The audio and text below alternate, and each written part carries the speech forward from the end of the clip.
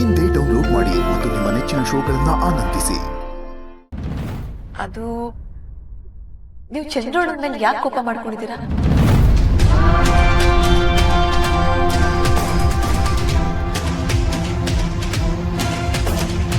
ಮಗರ ನಿಂಗೇನು ಆಗಕ್ಕಿಲ್ಲ, ಸುಮ್ಕಿರೋ. ನಾನು ಉಳಿಸ್ಕೊತೀನಿ ನಿನ್ನ. ಆರೋಪ ಅಲ್ಲ, ಇದೇ ನಿಜ. ಚಂದ್ರನ ಅತ್ತೆನ ಕೊಂದು ಈಗ ಅದನ್ನ ನನ್ನ ತಲೆ ಕಟ್ತಾ ಇರೋದು. ಅವಳಿಗೂ ನಿಮ್ಗೂ ಸಂಬಂಧ ಇಲ್ಲದೆ ಇರ್ಬೋದು, ಆದ್ರೆ ಅವಳಿಗೂ ನಿಮ್ ಭಾವ ಚಂದ್ರಿಗೂ ಸಂಬಂಧ ಇದೆ.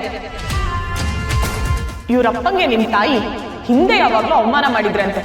ಅದನ್ನೇ ಮನ್ಸಲ್ಲಿ ಇಟ್ಕೊಂಡು ಮಗಳನ್ನ ಅಸ್ತ್ರವಾಗ್ಬಿಟ್ಟು ಚಂದ್ರು ಮೂಲಕ ಈ ಕೆಲಸ ಮಾಡಕ್ ನೋಡಿದ್ದಾರೆ. ಚಂದ್ರನು ಪರಿಸ್ಥಿತಿ ಕಟ್ಬಿದ್ದು ಒಪ್ಕೊಂಡಿದ್ದಾರೆ ಅನ್ಸತ್ತೆ. ಆಮೇಲೆ ಇವಳಿಗೆ ಚಂದ್ರು ಕೆಲಸ ಮಾಡ್ತಾರೋ ಇಲ್ವೋ ಅಂತ ಡೌಟ್ ಬಂದು ಅವಳೇ ಕೆಲಸ ಮುಗಿಸಿದಾಳೆ. ಪುಟ್ಟಕ್ಕ ಚಂದ್ರನ್ ಕರ್ಕೊಂಡು ಇಲ್ಲಿ ಬಂದಿದ್ರು. ಚಂದ್ರು ಇಷ್ಟ ದಿನ ಅವರೇ ಶೂಟ್ ಮಾಡಿದ್ದು ಅಂತ ಅನ್ಕೊಂಡಿದ್ರು. ಇಲ್ಲಿ ಬಂದ್ಮೇಲೆ ಅವ್ರಿಗೆ ಎಲ್ಲ ವಿಷಯ ಗೊತ್ತಾಗಿತ್ತು.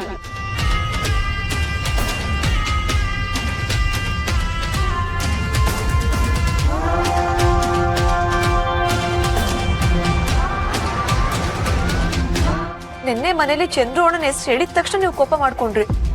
ನಿಮ್ಮಿಬ್ರು ಮಧ್ಯೆ ಏನಾದ್ರು ಜಗಳ ಆಗಿದ್ಯಾ? ಸ್ನೇಹ ಅವರ ಮನೆಗೆ ಹೋಗೋಣ ಬನ್ನಿ. ಅಲ್ಲ, ನಾನು ಕೇಳಿದ ಪ್ರಶ್ನೆಗೆ ಉತ್ತರ ಇದಲ್ಲ. ಕೆಲವೊಂದು ಪ್ರಶ್ನೆಗೆ ಉತ್ತರ ಇರಾಕಿಲ್ಲ.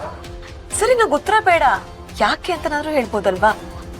ಸ್ನೇಹ ಅವರ ನನ್ನ ಮ್ಯಾಗ ಗೌರವ ಇದ್ರೆ ಈ ಪ್ರಶ್ನೆನ ಮತ್ತೆ ಕೇಳ್ಬೇಡಿ. ರೀ,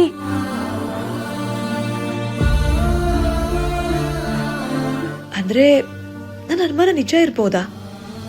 ಅಣ್ಣನ ವಿಷಯ ಗೊತ್ತಾಗಿ ಅದರಿಂದ ಕಂಟಿಯವರು ಅಣ್ಣನ ಹೆಸರು ಕೇಳಿದ್ರೆ ಕೋಪ ಮಾಡ್ಕೋತಾ ಇದ್ದಾರಾ?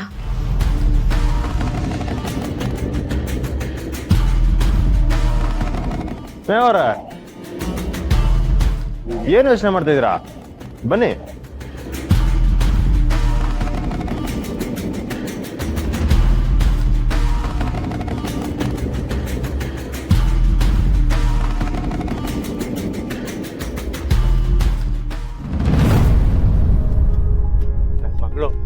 ಬಂಗಾರನ್ನ ಸೊಸೆ ನಿಮ್ಮ ಓಟ್ ಏಳ್ಗೆ ಹಾಕ್ಬೇಕಂದ್ರಮ್ಮ. ಕ್ರಮ ಸಂಖ್ಯೆ 3 ಸಿಂಹಾಸನದ ಗುರ್ತು ನಮ್ ರಾಧಂಗೆ ಮತ ಹಾಕ್ಬೇಕು. ಸರಿ, ಬರ್ತೀನಿ. ಅಣ್ಣ ನಮಸ್ತೆ. ನಮಸ್ತೆ ನಮಸ್ತೆ ಅಣ್ಣ. ಬಂಗಾರನ್ನ ಸೊಸೆ ಊರಿಗೆ ಒಳ್ಳೇದಾಗಬೇಕು ಅಂದ್ರೆ ಇವ್ರಿಗೆ ಓಟ್ ಹಾಕ್ಬೇಕು. ಅವ್ರೇನೋ ಗುಂಡು ತುಂಡು ಒಂದಿಷ್ಟು ಕಾಸು ಕೊಡ್ತಾರೆ ಅಂತ ಹೊರಗಡೆಯಿಂದ ಬಂದಿರೋ ಪರದೇಶಿಗೆ ಓಟ್ ಹಾಕ್ತಾರಲ್ಲ. ದಯವಿಟ್ಟು ಈ ಮಗು ಓಟ್ ಹಾಕ್ತಾರ. ಅಲ್ಲ ಗೋಪಾಲಣ್ಣ, ತಾಯಿ ಬಂಗಾರಮ್ಮರ ಋಣ ಇಟ್ಕೊಂಡು ಚಿಲ್ಲರೆ ಕಾಸು ಆಸೆಗೋಸ್ಕರ ಓಟ್ ಮಾಡ್ಕೊಂಡ್ರೆ ಆ ದೇವ್ರು ನಮ್ಗೆ ಒಳ್ಳೇದು ಮಾಡ್ತಾನೆ ಗೋಪಾಲಣ್ಣ. ನಿಮ್ಮೆಲ್ರಿಗೂ ಇದೇ ಮನ್ಸು ಬರಲ್ಲ.